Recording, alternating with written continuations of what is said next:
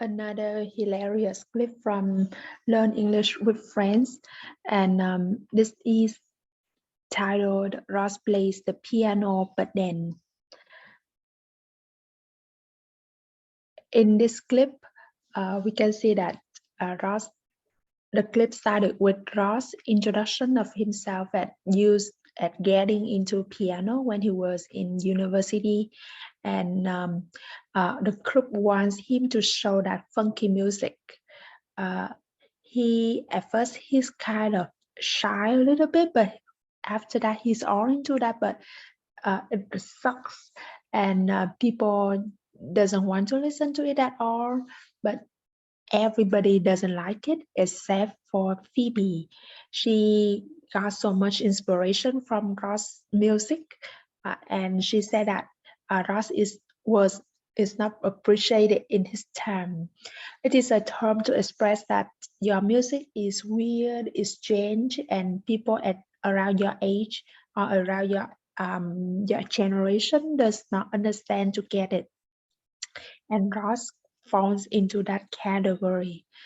And Phoebe does not want to play after that because she feels a little bit under pressure following music gift following Ross' performance with such a great gift like that.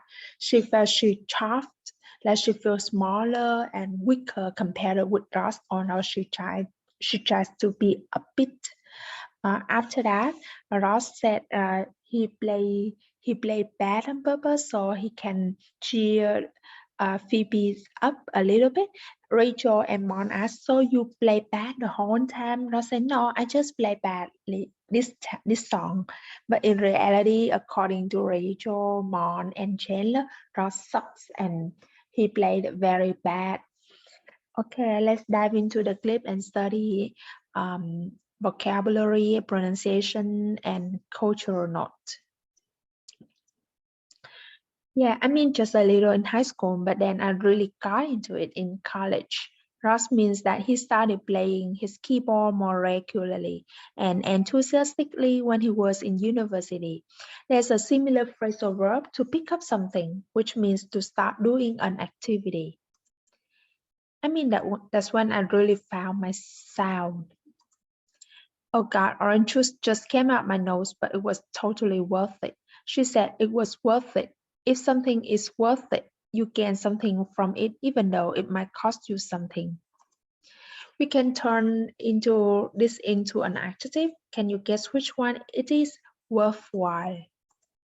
Instead of saying he locked the door, you can say he locked himself in a certain place. He locked the door, he locked himself in. Play the funky music, white boy. We would describe music as funky if it's simple and has a strong rhythm that is easy to dance to. Turn around and shout it. Play the funky music, white boy. Play the funky music, right? My next guest have one of the hardest records in the country. Play that funky music. I mean, my keyboards are on the way out there. No, yeah, okay. His keyboards is on the way across the hall or on the way over at his house. I've come all the way from across the city to visit you. All right, bring it on. By bring it on, Chandler here means come on, start playing.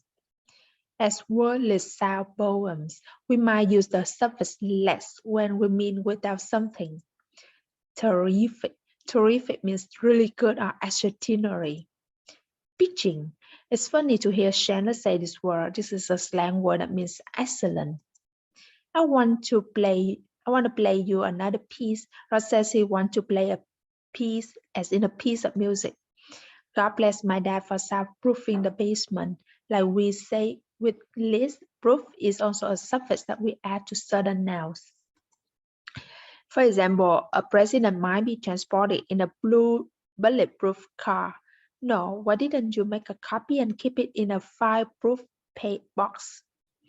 What are you guys talking about? I loved it. What are you guys talking? What are you guys talking about? I loved it.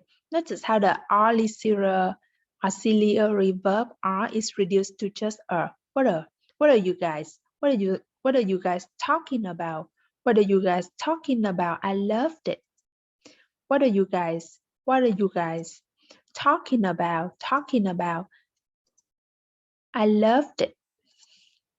It was so moving. If something is moving, it makes you feel strong emotions. For example, if a sense of a movie brings you to tears, we say it's moving, not emotional.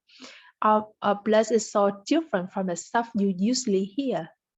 You know, there's a Starbucks that about 3 blocks down. If we say a place is 3 blocks down, we mean it's 3 blocks along the road. We also might say up to mean the opposite direction. He's so inspired. Just look at him go. Look at them, look at them, look at them. Hey, aren't you up next? Up next is a shorter way of saying coming up next, which means coming after something. For her, Ross is a tough act to follow. Oh my God, he's not even appreciated in his own time. Is that his music is so good that people can appreciate it. Maybe because his music contains new sounds people have never heard of before. I give anything to not be appreciated in my own time. We might also say someone is ahead of his or her time. Awful, awful, as she says here, has the same effect. Yeah, and I was trying to be really, okay and upbeat about it. If we describe a person as upbeat, we mean that they have a very nice attitude, are cheerful and smile a lot. Phoebe actually feels insecure now because she feels Ross has much more talent than her. But I just feel so chuffed by your musical gift. Chuffed? Literally, a chaff. Chaff is an imaginary creature that looks like a small man. As a verb, if something chops something else, it makes it look small. TWARVE.